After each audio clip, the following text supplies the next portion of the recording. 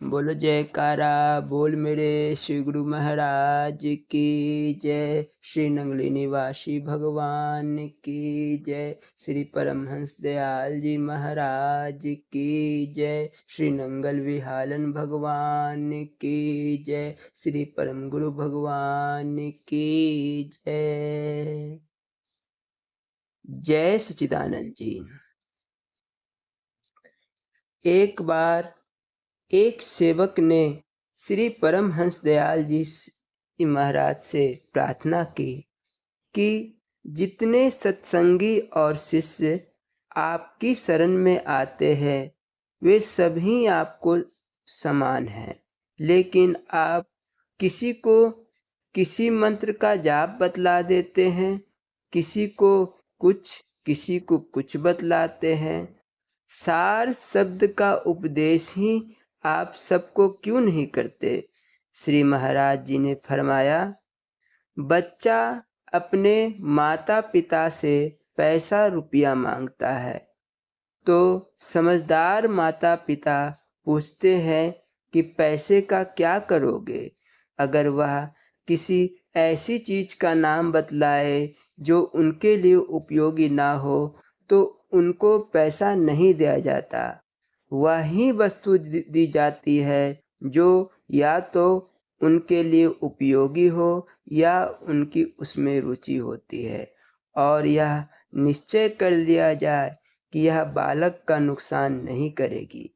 इसी भांति से जो हम किसी से किसी बात की चाहना करते हैं तो उसी के अनुसार उनको रास्ता बतलाया जाता है, ताकि उनकी इच्छा पूरी होने से उनका निश्चय भजन में बढ़े। जब वे योग्य हो जाते हैं तो सार शब्द का भी उपदेश कर दिया जाता है। जो साधारण मंत्र यंत्र और जाप से परोपकार न करे और ऐसे काम में लाने लगे जो उसके लिए दुखदाई हो जाए, तो उसको सार शब्द जैसा परम धन कैसे दिया जा सकता है? यह तो उसी को देना चाहिए जो इसका अधिकारी हो जाए। कबीर जी का कथन है, धर्मदास तोहे राम दुहाई, सार शब्द नहीं बाहर जाए। बोलो जयकारा बोल मेरे श्री गुरु महाराज की जय। श्री नंगली निवासी भगवान की जय। श्री परमहंस दयाल महाराज की जय। जय सच्चिदानंद जी। परमपुरी दिनांक 28/2/75। स्वामी परम ज्ञानानंद पुरी जी महाराज श्री आश्रम में विराजमान थे। आश्रमवासी संत भक्त सरकार के दर्शन सत्संग का पुण्य लाभ ले रहे थे। गांव के एक आदमी ने आश्रम के एक सेवक ब्रह्मचारी पर किसी झंझट झगड़े को लेकर लाठी से आहार कर दिया था। उसके बाद उसे अत्यधिक आर्थिक, शारीरिक, पारिवारिक क्षति उठानी पड़ी। उसी बात को लेकर स्वामी परम ज्ञानानंद पुरी जी महाराज को सुना रहे थे। तो स्वामी परम ज्ञानानंद पुरी जी महाराज ने फरमाया, भाई यह तो कुदरत का घर है, यहाँ के रहने वाले कोई बेसहारे नहीं है, इनकी रक्षा कुदरत करती है। जो कोई इसकी शान के विरुद्ध कुछ करेगा उसे तो सजा मिलेगी ही। मैंने देखा श्री महाराज जी के वक्त चकौरी आश्रम की चहार दीवारी से ही सटे एक सेठ की आटा चक्की थी। जब कभी आश्रम में सत्संग का टाइम होता, सेठ उसी वक्त चला देता था। उसकी घरघराहट से सत्संग में बाधा पड़ती थी। महाराज जी ने बुलाकर उसे समझाया कि वह सत्संग के समय चक्की ना चलाया करे। वह उन्हें अनसुनी कर बार बार मशीन चलाता ही रहा। उसे सुझाव दिया गया कि वह अपनी चक्की आश्रम से दूर हटा ले जाए। आश्रम द्वारा उसे वहाँ मकान बनवा दिया जाएगा। फिर भी वह तैयार नहीं हुआ और पूर्ववत सत्संग के समय चक्की चलाता ही रहा। एक दिन श्री गुरु महाराज जी ने उसे बुलवाया। मैं वहाँ सेवा में था। उन्होंने मुझे बाहर जाने को कहा। श्री महाराज जी उसको समझाने लगे, तुम सत्संग के समय बाधा क्यों उत्पन्न करते हो? तुम्हारा मकान यदि मैं दूर बनवा दूं तो मील को यहाँ से हटा ले जाने में तुम्हें क्या आपत्ति है? श्री महाराज जी के बार बार समझाने से जब वह नहीं मान रहा था तब वे तनिक नाराज होकर बोले, तो तुम अपनी बेजा हरकत से बाज नहीं आओगे? आखिर तुम चाहते क्या हो? उस सेठ ने महाराज जी से कहा, आप तो महात्मा हैं, फिर क्रोध क्यों करते हैं? मैं बाहर उसकी बात सुन रहा था। मुझे उसके दुस्साहस पर बड़ा गुस्सा आ रहा था। तभी महाराज जी ने आवाज दी, परम जी कहता हुआ मैं खट हाजिर हुआ। जैसे ही माथा टेका, महाराज जी ने मेरे गाल में एक तमाचा जड़ दिया। मैंने दूसरी गाल आगे कर दी। तब उन्होंने दूसरा तमाचा भी जमाया। मैं खड़ा होकर सोचने लगा कि गलती क्या हुई। फिर विचार आया कि मुझे बाहर जाने की आज्ञा हुई थी। तब भी मैं कान लगाकर अंदर की बात सुन रहा था। इसी से शायद मुझे मार लगी। उधर मुझे देखकर उस सेठ के तो डर के मारे प्राण सूख रहे थे। महाराज जी भी कुछ मिनट तक मौन रहे और फिर बोल पड़े, क्यों परम, तुम्हें मेरे मारने से क्रोध आया? मैंने कहा, नहीं तो, यह तो मेरे ऊपर आपकी बड़ी कृपा हुई। बोले, तुम बेवजह मार खाकर भी मुझे कृपालु कहते हो और यह निगुरा मुझे क्रोधी का सर्टिफिकेट दे रहा है। मैंने कहा, आप हुक्म करें तो इसका क्रोध अभी उतार देता हूँ। महाराज जी ने मुझे चुप रहने का इशारा कर सेठ से कहा, बेटा जाओ, मेरी बात पर विचार करना। धर्म कार्य में बाधा अटकाना अच्छा नहीं होता। वह चला गया। शाम को सत्संग के समय उसने फिर चक्की चला दी। वहीं पर उसका इकलौता बेटा खड़ा था। उसकी धोती मशीन के पट्टे में फंस गई और वह उसकी गिरफ्त में आ गया। पीसकर तत्क्षण उसकी मौत हो गई। हाहाकार मच गया। महाराज जी भी सुनकर वहां गए और तब उन्होंने बहुत पछतावा जाहिर किया। बोले, मुझे तो उसका वह व्यवहार बचकाना लगा था, किंतु कुदरत को मेरा अपमान सहन नहीं हुआ और तुरंत उसको सजा मिल गई। बाद में तो वह सेठ घर बार समेत सर्वस्व के साथ श्री महाराज जी के शरण में आकर कालांतर में साधु भी हो गया। परम प्रभु ने इस प्रसंग में एक कहानी कही। एक साधु रास्ते से कहीं जा रहा था। तभी छत पर खड़ी एक महिला को वह खड़ा होकर निहारने लगा। उस स्त्री ने बुरा माना और अपने पति से बाबा के विरुद्ध शिकायत की। उसका पति उतर कर आया और उसने साधु को खट 2-1 जूते मार दिए। मार खाकर भी साधु ने परमात्मा की शुक्रिया की। तभी वह आदमी वहीं गिरकर तड़पता हुआ मर गया। बहुतेरे लोग जमा हो गए। वह औरत भी आ गई। लोग कहने लगे, उस बाबा के श्राप से वह आदमी मर गया। वह औरत उनसे माफी मांगने लगी। उसने साधु से बार बार अपने पति को ठीक कर देने की विनती की। बाबा बोले, तूने मेरी भावना को समझे बगैर अपने यार को उकसा दिया, तो मेरे यार को भी ताव आ गया और उसने इससे बदला ले लिया। तेरे यार ने देखा तो जूते लगा दिया, मेरे यार ने देखा तो जान से गवा दिया। इससे इसने तुम्हारे कहने से मुझे जूते मारे तो मेरे यार ने इसकी जान ही ले ली। मेरा यार इससे बलवान निकला। यहाँ झगड़ा तो यारों का है, हम क्या करें। आखिर मैंने गलती क्या की जो तुम्हें देख लिया। तुम्हारी सुंदरता को देखकर तुम्हारे शरीर बनाने वाले उस परमात्मा को मैं बधाई दे रहा था। बाद में उन लोगों की आरजू से द्रवित होकर बाबा ने दुआ की, तब वह आदमी जीकर उठ खड़ा हुआ। बोलो जयकारा बोल मेरे श्री गुरु महाराज की जय। श्री नंगली निवासी भगवान की जय। जय सच्चिदानंद जी। श्री नंगल बिहालन महाराज जी के अमृत प्रवचन। बोलो जयकारा बोल मेरे श्री गुरु महाराज की जय। योग। श्री सतगुरु देव महाराज जी चंडीगढ़ में हैं।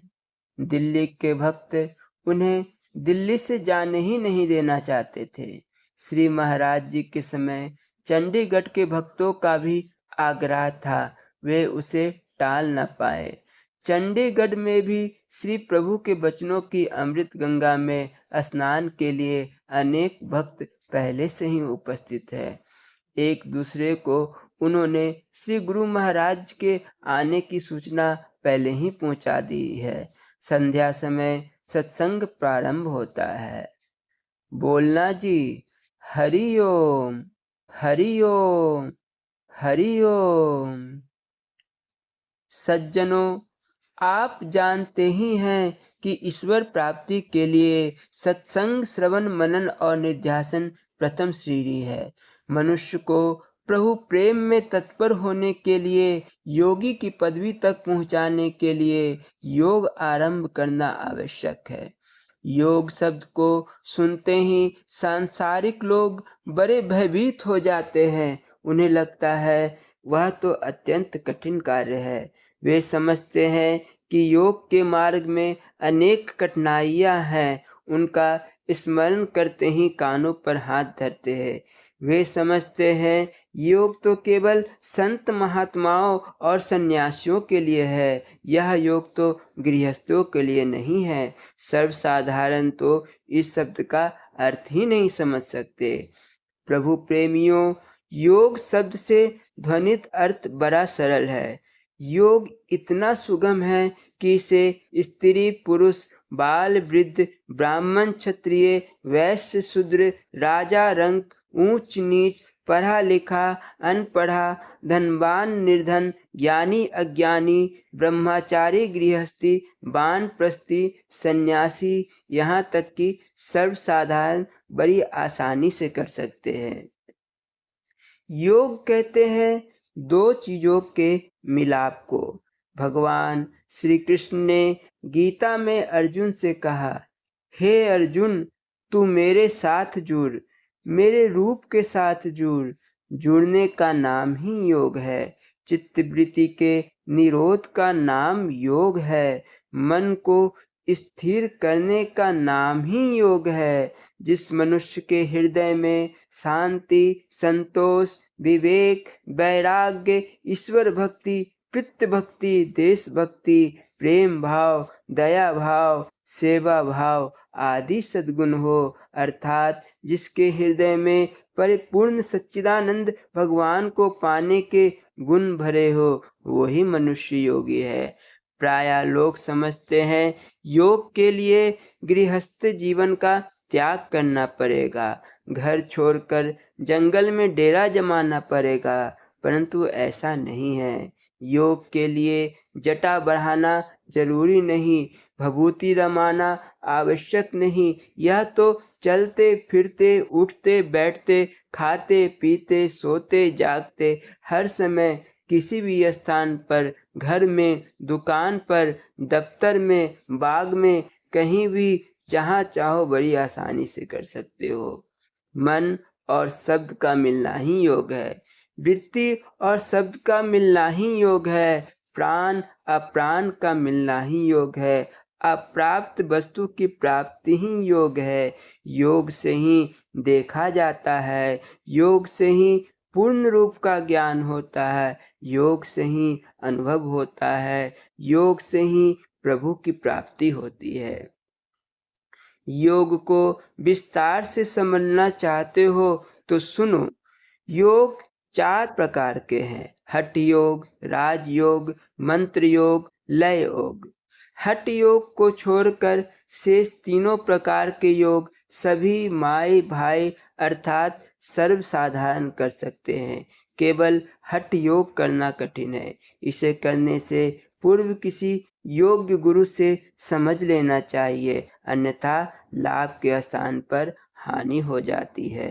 हठ योगी शरीर को तरह तरह से कष्ट देकर इसे सुदृढ़ करते हैं। उनका मानना है कि मनुष्य शरीर आराम तलब होकर ईश्वर से विमुख हो जाता है, इसलिए हठ योगी विचारानुसार इसे कष्ट देकर अग्नि से तपाकर, जल से बर्फ समान बनाकर अथवा वृक्षों से उल्टा लटकाकर उसे सहनशीलता का पुतला बना देते हैं। वे इस शरीर में इतनी शक्ति उत्पन्न कर लेते हैं कि बर्फ के हिमालय तथा अग्नि की प्रचंड ज्वाला में भी यह शरीर भक्ति मार्ग में बाधक नहीं बनता।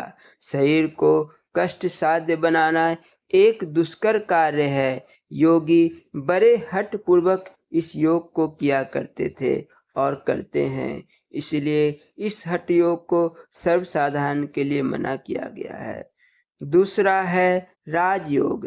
राजयोग कहते हैं राजाओं का योग, यानी जिस प्रकार राजा लोग किंचित मात्र कष्ट सहन नहीं कर सकते, उसी प्रकार इस योग को करने वाले भी किंचित मात्र कष्ट सहन नहीं कर सकते। इस योग को कोई भी कर सकता है। यदि इसे एक राजा कर सकता है तो इसे एक मजदूर भी कर सकता है। राजयोग के लिए कुछ भी त्याग नहीं करना पड़ता। हठ योग जैसी इस सृष्टि में कष्टपूर्ण साधना नहीं है। शरीर को तनिक भी कष्ट देने की आवश्यकता नहीं है। कोमल से कोमल हृदय अथवा कोमल शरीर वाला भी इसे बड़ी सुगमता से कर सकता है। सर्व स्त्री पुरुष इस के अधिकारी बन सकते हैं। भगवान श्री कृष्ण ने गीता में इसी राजयोग को अर्जुन को बताया था। राजयोग को जानने की इच्छा रखने वाले को केवल अर्जुन समान सुयोग पात्र बनना पड़ता है। तीसरा है मंत्र योग और चौथा है लय योग।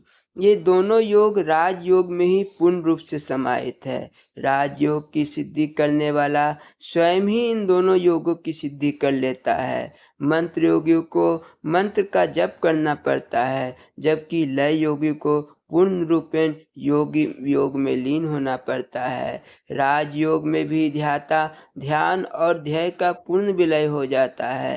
राजयोग में भी मंत्र का जाप और प्रभु रूप में लीन हो जाना, दोनों ही बातें अपने आप आ जाती है। अतः इन पर अधिक विस्तार से कुछ कहने की आवश्यकता नहीं है। हठ योग केवल संसार त्यागियों के लिए है, जबकि राजयोग, मंत्र योग और लय योग संसारियों अर्थात सर्वसाधारण गृहस्थी यहाँ तक कि रोगियों के लिए भी है। सच्चे मुमुक्षु अथवा जिज्ञासु को इनका भेद और विधि किसी आत्मदर्शी तत्ववेता ब्रह्मदर्शी अध्यात्म को जानने वाले गुरु से समझकर मुक्ति की प्राप्ति और परम प्रकाश में लीन होने के लिए करना चाहिए।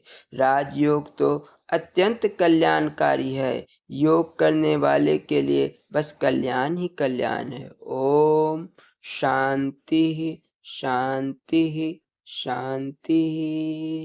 श्री नंगल महाराज जी के चरण कमलों में इस दास का कोटि कोटि प्रणाम। बोलो जयकारा बोल मेरे श्री गुरु महाराज की जय। श्री नंगली निवासी भगवान की जय। श्री परमहंस दयाल जी महाराज की जय। श्री नंगल विहारन भगवान की जय। श्री परम गुरु भगवान की जय। जय सच्चिदानंद जी।